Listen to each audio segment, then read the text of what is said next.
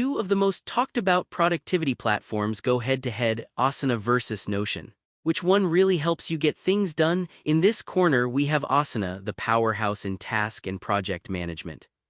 And facing it is Notion, the all-in-one workspace known for its flexible note-taking and collaboration. Let's skip the hype words and see how these tools actually perform in real workflows. Each round will award points, and at the end you'll find out which tool takes the productivity crown. And trust me, the winner might surprise you. Before we get into the nitty-gritty, here's a quick mind map of what we're gonna compare. Pricing because, duh, money matters, project management, customization and flexibility, collaboration, user experience, AI features, and security and admin. Buckle up, we're gonna go category by category so you know exactly what each tool crushes and where it maybe kinda flops. Let's kick off with pricing, and honestly, don't we all wish these things were just free, period? Anyway, Asana gives you a super generous free plan for up to 10 users, which is awesome if you have a small team and it actually comes with a bunch of features. But here's the catch: if you want to upgrade the paid plans, yikes, they ramp up in price fast. Now Notion, on the other hand, is generally much friendlier on your wallet. Their paid plans are lower, way more affordable for individuals and small teams, but I gotta warn you, Notion's free plan is kinda designed for solo users. Definitely not as strong as Asana. So if price is your main thing, Notion subtly edges out here. Alright, scene change, project management time. This is where Asana totally flexes with some serious confidence. It has advanced tools like timelines, Gantt charts, goals, dependencies, basically everything you need if you're running a fast-paced team project. But I'll say, if you just want simple lists, Asana might actually feel like overkill, especially since reporting is kinda basic. Now Notion is a whole other vibe. You get flexible pages, databases, and you can link project docs with tasks, which is cool. But don't expect super robust features right out of the gate. You'll need to build stuff yourself if you want anything fancy. So yup, Asana definitely takes the win for project management. Moving on to customization and flexibility.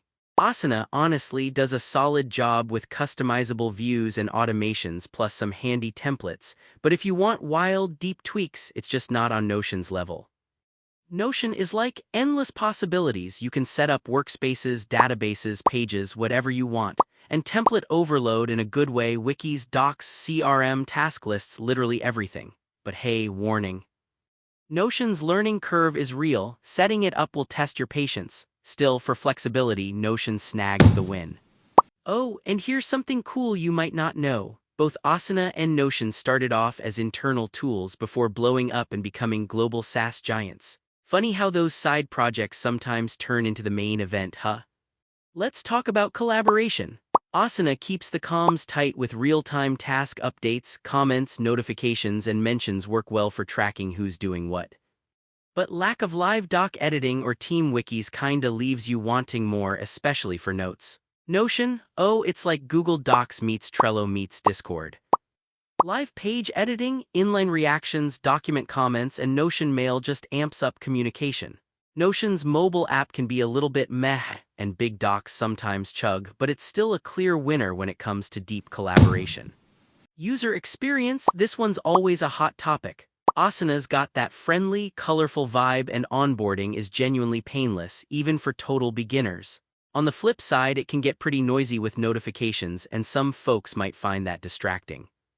Now, Notion brings in the minimalist interface, looks clean, feels modern, and the custom dashboard options are nice.